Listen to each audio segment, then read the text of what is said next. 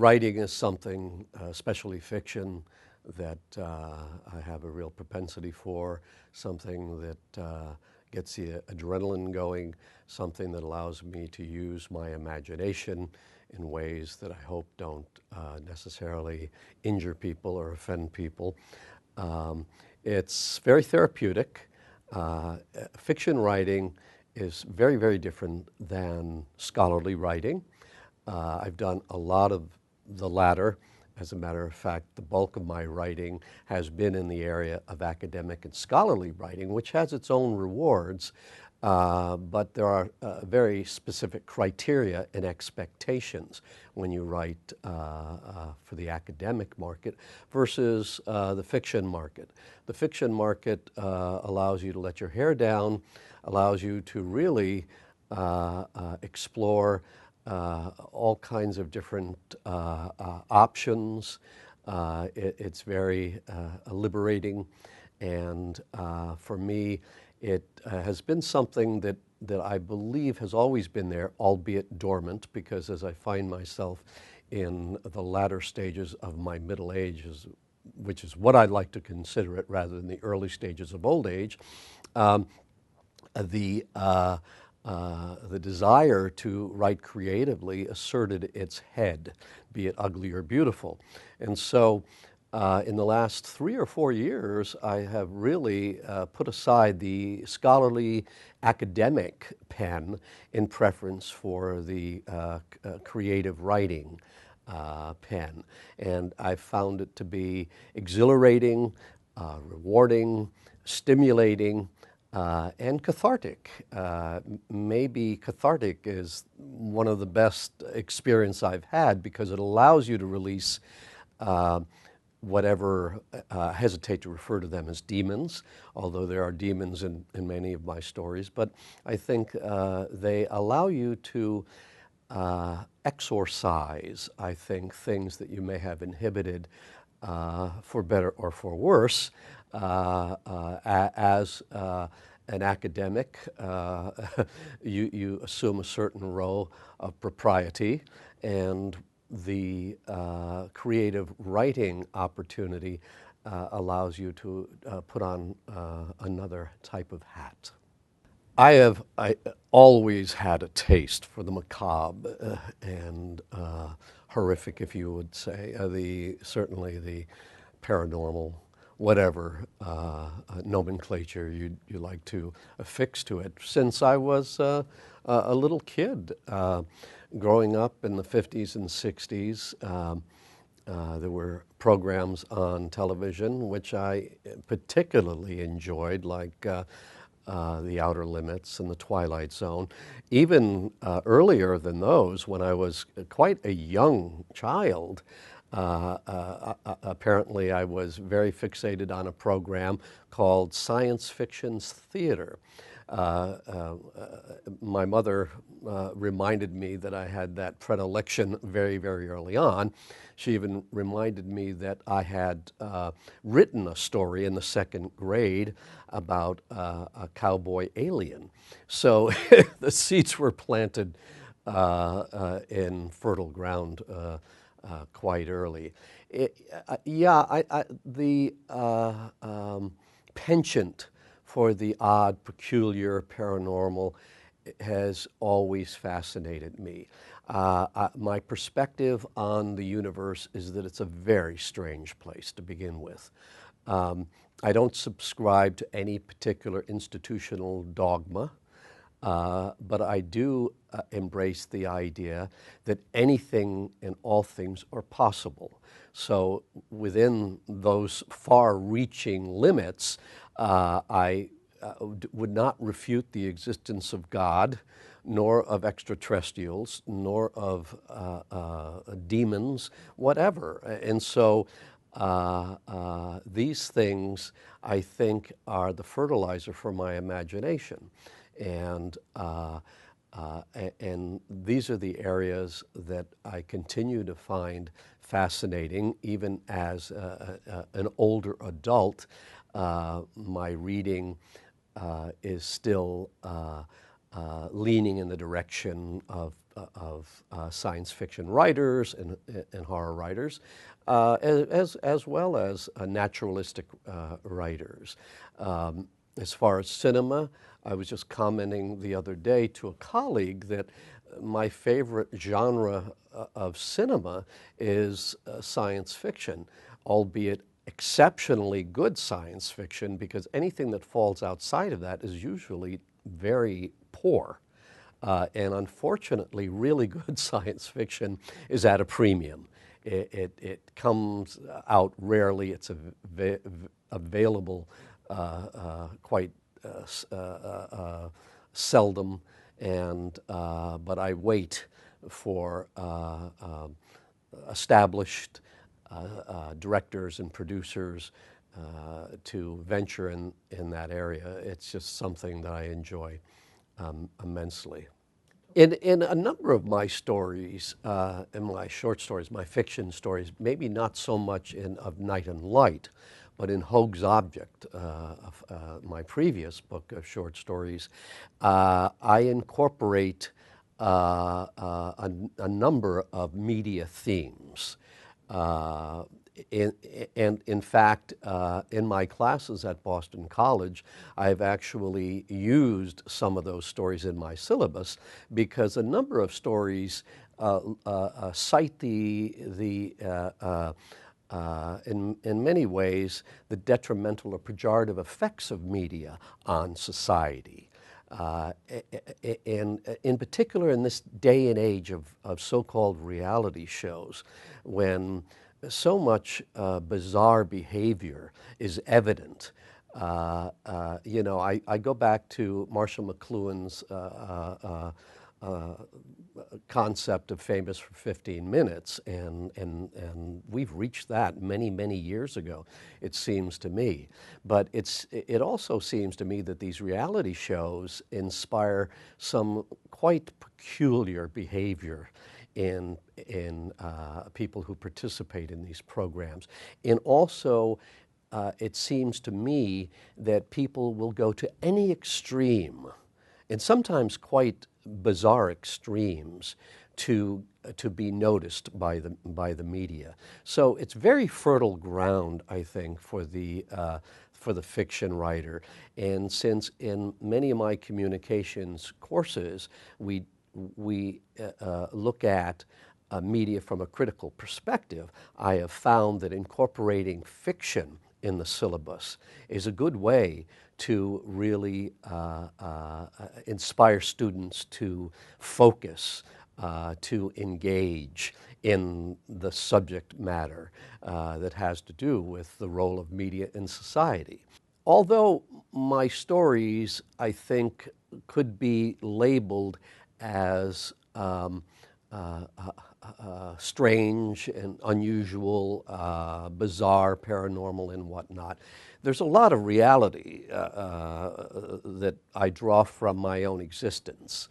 And there is a lot of me in these stories. Now, I would like to preface that by saying that readers shouldn't read these stories and think, well, Michael must have some issues or must be mentally disturbed, because he seems to focus an awful lot on the dark and on the gloomy and on some might even call it the negative.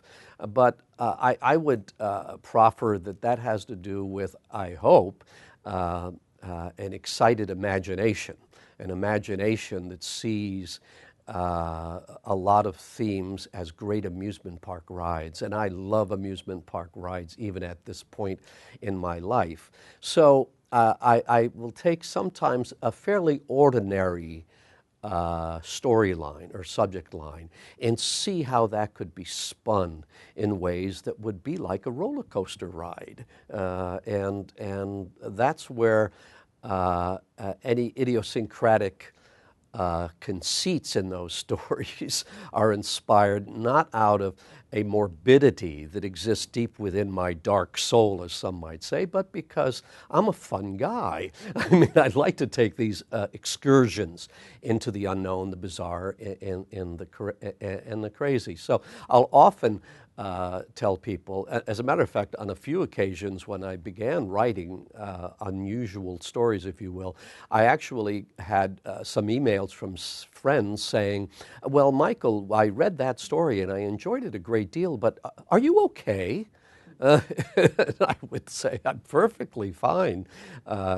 This is, just poetic license. I'm just having fun with these stories. So please don't read into them neuroses or things that I hope are not there. Although I have to admit, there are some people who might say you can only write these stories if you're suffering from neuroses. I hope that's not the case. Yes. As I indicated earlier, I've come to fiction later on in my writing career. I really have kind of three stages of writing. Although I think early on I fancied being a fiction writer, I think early on in my teens, early 20s, I realized I didn't have the equipment for it. Then I went to graduate school, became an academic, and I realized, coming to academia a little bit later in my career, the first part of my career, I was a broadcaster, and a broadcaster for 10 years. And so when I got my doctorate and went into teaching, I really approached my classes from, and I hesitate to use an overused term, if not cliche, but the real world. I had been there and spent a dozen years in it. I encountered a lot of textbooks that just struck me as being out of touch. And that really inspired me to begin writing academic texts. And that was my first real form of what I'd call concrete writing that was published. My first textbook was called The Radio Station. I took a different approach than previous books on that topic, and it won a large audience and eclipsed anything that was out there and became the most widely used textbook on the subject of radio, not only in this country but in the world. And that inspired me to write a series of other textbooks that also dealt with the field of radio broadcasting. Then I shifted gears into writing academic monographs, more scholarly books that focused on specific issues in media. From there, I began to get yearnings once again to delve into the area of more creative writing. And I don't want to suggest that academic writing is not creative, because I thoroughly believe, having read many scholarly volumes, that there's an enormous amount of creativity there. But I wanted a freer hand, and I also had been burdened with the idea of writing a memoir for a long time that was based on my very strange childhood. And I felt the need to get this out, and I felt there was merit in telling this story.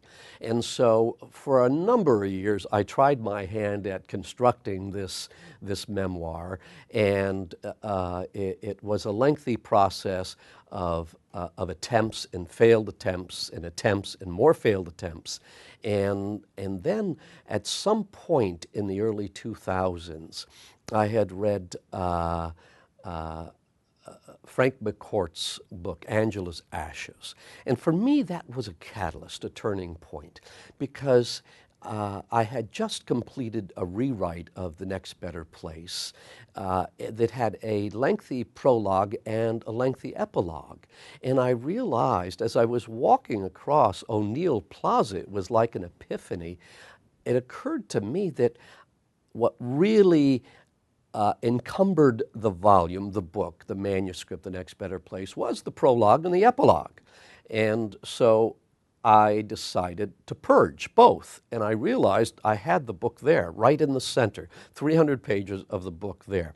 Then I think O'Neill Library is something of a talisman for me. I was walking through the lobby of O'Neill, and a title occurred to me. The title was The Dream of Motion. And I loved it. And between those two epiphanies, I went back and I retreated the book and started the process of sending it out. And the process of sending it out is a very lengthy and frustrating thing. I received a number of rejections from a number of publishers. And then I finally realized that, you know, you really need an agent if you're going to get to these publishers. And I then found out that it's as difficult to get an agent as a publisher. And so having received a number of no thank you from agents, a dear friend of mine who is on NPR radio, Corey Flintoff, told me that he had a book at an agent. And I thought, well, maybe I'll ride his coattails. And I asked Corey, and he said, by all means, use my name as a reference. And I did that, and I sent the manuscript to the Lazar agency and heard back nothing from them for 8 weeks. And then by that point, I was really at a point of quitting the whole attempt. And I was a little angry, too, at not hearing back from an agency who, in fact, thought very highly of Corey, and why wouldn't they thusly think semi-highly of me and say, we don't like it, and thanks anyway. I called, and I was determined to talk to the head of the agency, and I said, I would like to speak to Mr. Lazare, please. And the receptionist said, well, please hold on. I held on for quite a while, and the next voice I heard was that of another woman. And I thought, well, here I go. Here again, I'm getting put off. And this woman said, oh, Michael, well, this is Christy Cardenas, and we love your memoir. And I thought, well, why didn't you tell me before? But better late than never. In any event, they took on the book and received a number of no thank yous from major publishers. But this time, they were getting no thank yous from the publishers rather than the slush file manuscript editors. Random House Michael Korda said, this is a wonderful book. We don't know how we're going to fit it in the list. But she even commented to me, she said, you have the most stellar rejection slips of anybody we've ever had at the agency. And I thought, yeah, that and $1.70 will get me a coffee at Dunkin' Donuts. So I was at a point of thinking, well, gave it a good try. This is not going to happen. And then, of course, as fate would have it, she called me up and said, you know, Algonquin Books finds this very interesting and would like to talk to you. Well, the rest is history. They published the book. It received wonderful reviews, and it was very gratifying. And a few years after that, I tried my hand at a young adult novel. It too found itself being rejected by all sorts of people. One in particular said, we're not sure how to place this because we feel it veers more toward adult than it does young adult, so you really need to either write it as either or, you know. But I stuck to my guns, and finally I found a teensy-weensy, itty-bitty little publishing house. I'm not even sure if they're still in existence, but they were willing to put it out, and I said fine, and I suspect it may have sold a dozen or two copies, and that was it. But it was on the heels of that I really found I was more thoroughly attracted to writing fiction. And it was at that point that I really pulled out the stops and went into writing short stories. Interestingly enough, I had never really been attracted to that genre. I had read very few short stories in my life, and so it struck me as curious that I'd be attracted to writing in that genre. And I began writing stories and sending them out to various places, most specifically to online journals and webzines, because it seemed like that's where the market was going. There were so few opportunities to find a short story in printed form because the small magazines were just disappearing. They just weren't out there anymore, and it seemed that the digital area was the brave new world of publishing. And then I discovered that there were literally hundreds, if not thousands, of webzines out there, and many really focusing on the area that I found that I had a propensity for. That's the bizarre. And so I began sending stories out, and lo and behold, the stories were being accepted. That was 3.5 years ago. I've done over 100 stories since, and every single one has been accepted and appeared in various journals, some with vast followings, some I think with very, very limited followings. So what I've done with those 110 stories is I've cobbled together 3 collections that have been published by small, very small publishers who have done a very nice job on their own nickel to put the books out there. They have limited marketing, but the books nonetheless, and in this day and age, this is a very crucial thing. Their books have appeared in all of the cyber bookstores that exist. And today, of course, the foremost bookstore on earth is Amazon.com, and I've got great coverage in there of any book I've done. Some of my books actually have appeared in ebook format in Kindle, and I must admit when my publishers said, oh, these books will be published there, I didn't think too highly of it. I wasn't terribly excited about it until I realized that a number of the people I knew had Kindles and were reading off of those. And the more I did kind of my due diligence in terms of looking at the value of ebooks in Kindle, the more I realized how very important to be published there is. So I'm pleased that in addition to hard copy publications, they're also in Kindle form. Now, I'm of the old school that when I submit a manuscript, if I'm told we would like to publish your manuscript as an ebook, I turn it down if they don't also, as a corollary, publish it in hard copy form. And I'm going to stick to my guns with that in the future. Maybe at some point it'll just be obvious that the hard copy is no longer the coin of the realm and that the ebook and the Kindle is where you want to publish. I've just finished a 4th collection called A Boy in the World, and I'm going to first submit it to publishers who do put out hard copy. It's less important to me that they put out a Kindle edition. Maybe to my detriment, because I think now most of the readers of my type of genre are reading off of Kindles. Now, in the idea of ebooks, I notice, because I've published some 32 volumes of academic books in hard copy form, that many academic publishing houses, in particular textbooks, are looking and have to look at publishing in ebook format in the future. And it really does make total sense, because this generation of student is totally plugged into the idea of digital media, that hard copy 20-pound hardcover textbooks are a relic of the past, that students are able to download their entire books for the semester on a tiny little digital device, and those devices offer them so much more than the static page with hot links and everything else, that there's no doubt the greater market for academic books will be in the digital realm. I absolutely see that as an inevitability.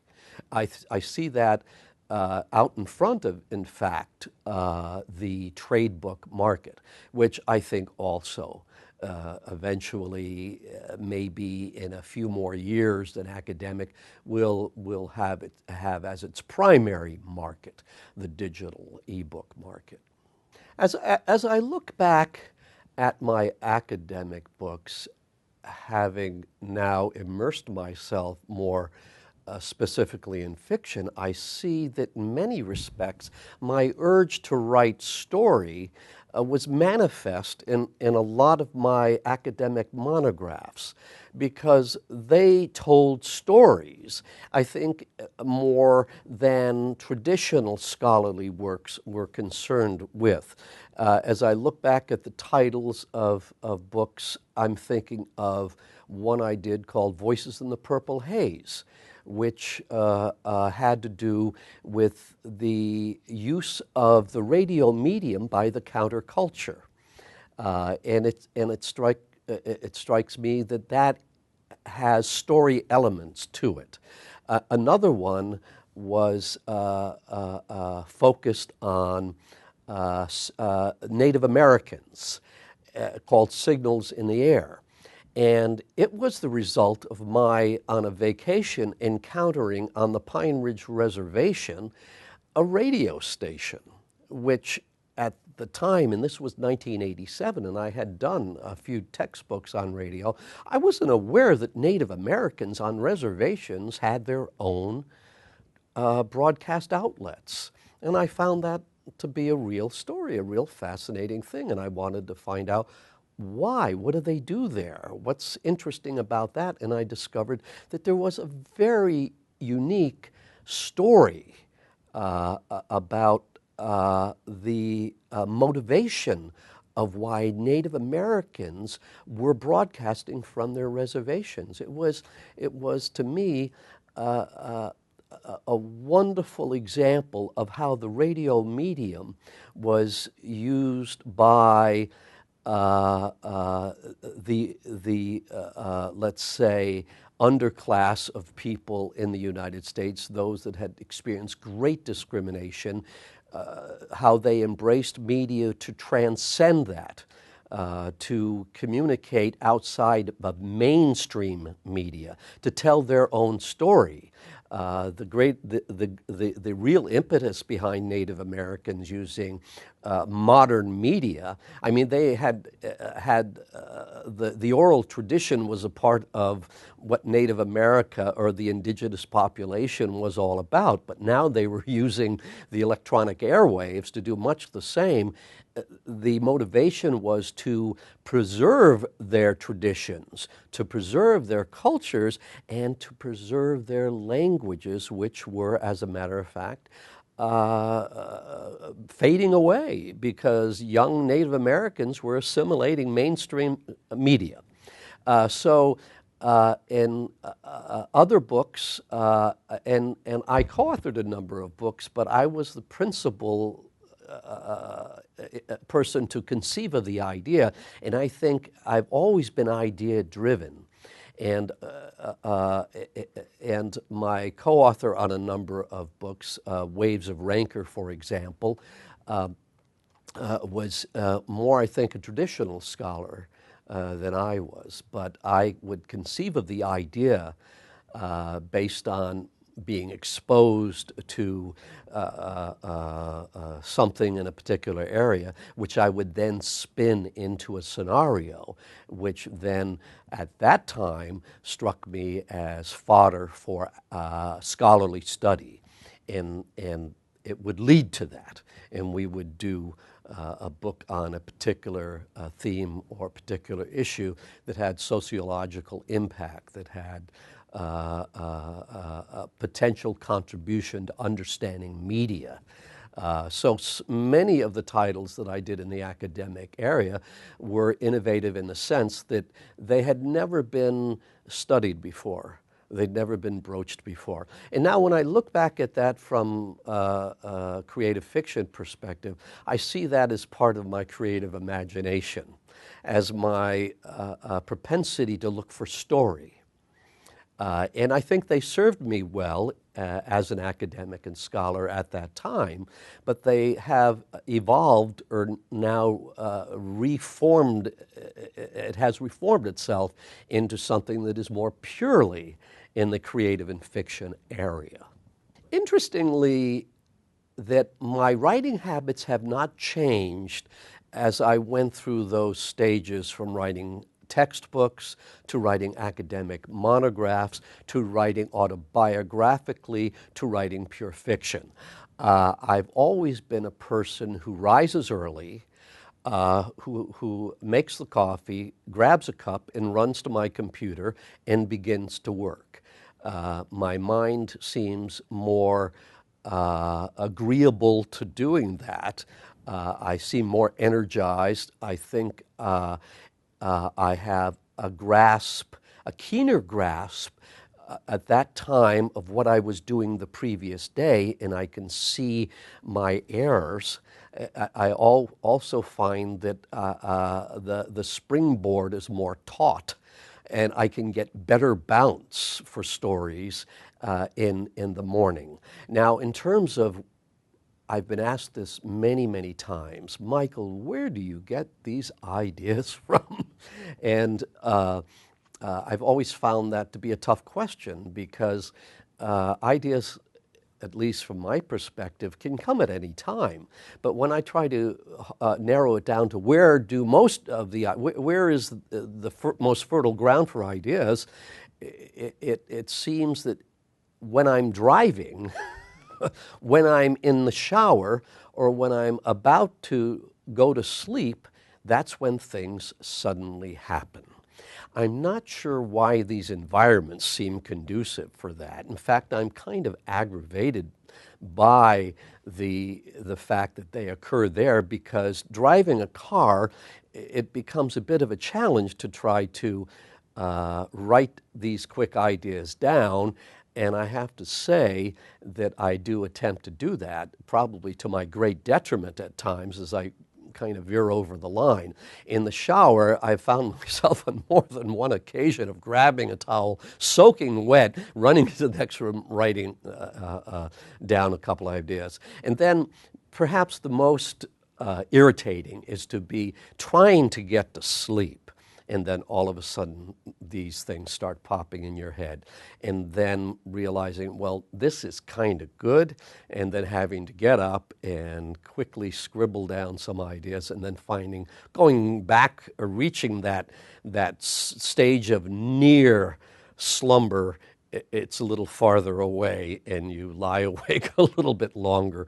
But in all cases, I'm glad that ideas come to me in those particular situations. At the moment, I'm working on a couple of things, or three things.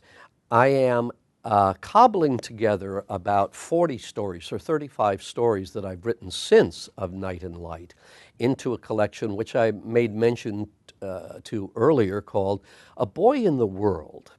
This might be a little more autobiographical, or at least the stories and the characters in them, because a lot of these characters are flawed in some way or other, which I have to admit, so am I.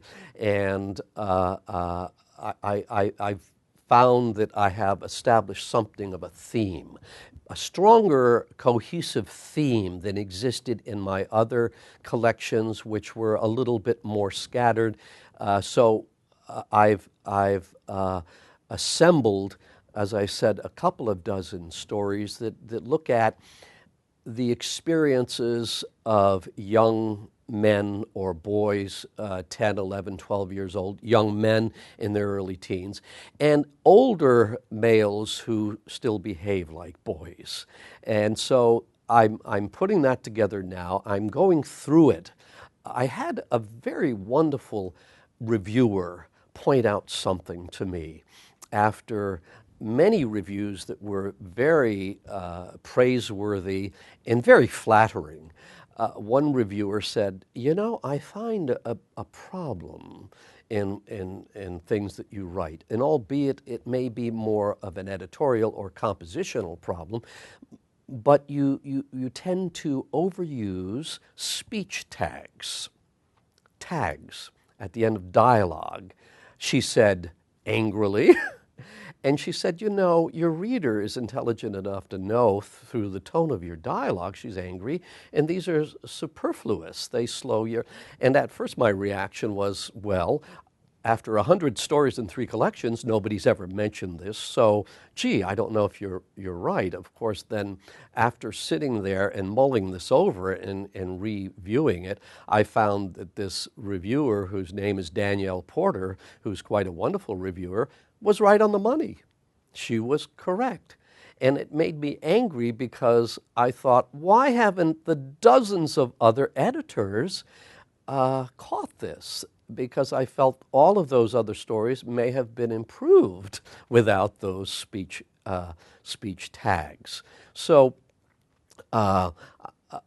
it's rare, I believe, that you get a review that really does contribute something that will enhance your writings.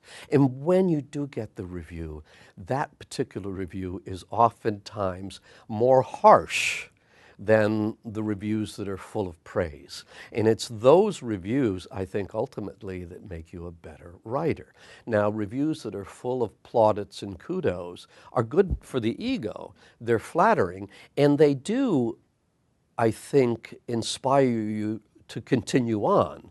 But it's the review that says, hold on a minute here. there is something in your writing that may be detracting from it, that you can benefit from more greatly. I'm also, in addition to putting together a new collection, under obligation to do the 9th edition of an academic book, a textbook. This book has been the preeminent title in its area for 27 years. The idea of putting together yet another edition is not a terribly exciting prospect for me, but nonetheless, this has benefited me monetarily, as almost all the other books have not. So I've discussed it with the publisher, and I've made an agreement with the publisher that I will take on co-authors, and that in fact the publisher was concerned that I might withdraw from it, and she said, without your name on this book after almost 30 years, it will create some resistance to those who adopt the book. So this time out, the book will have my name in the title. It'll be called Keith's Radio Station by and 2 co-authors, and I will take a few steps back and essentially oversee their work. And so that I think I can tolerate. There are other things that interest me, and that is long-form fiction. And I have a couple of things in my files that I think I would like to develop as novellas. I did a story a year or 2 ago that appeared in Hoag's Object that was called The Waiting Bell. And it got really good comments. And I thought, this one I should expand into a novella. And I sent it to a very prominent agent. And the agent said, wow, this is good stuff, but it is so overwhelmingly dark that I think you need to add some light to it if you were to go on. And as the months and a couple of years have passed, I think, yes, this can be done, although I'm committed to keeping it as overwhelmingly dark as I can possibly make it, because somehow I think therein lies its merit. So at some point, I hope to brave the longer format piece of fiction.